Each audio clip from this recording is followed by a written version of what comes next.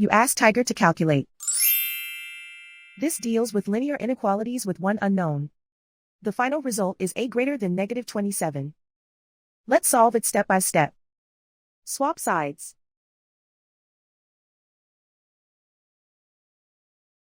Isolate the a. Multiply both sides by 3.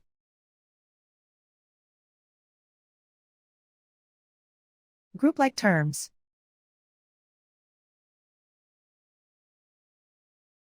Multiply the coefficients.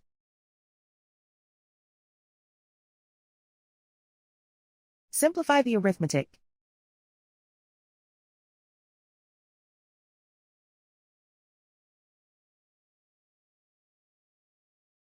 Convert the a into a positive number.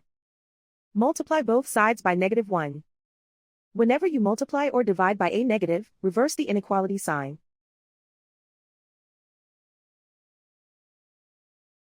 Remove the ones.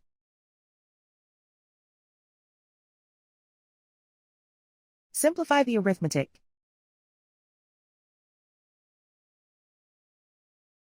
Plot the solution on a coordinate grid. And so the final result is a greater than negative 27.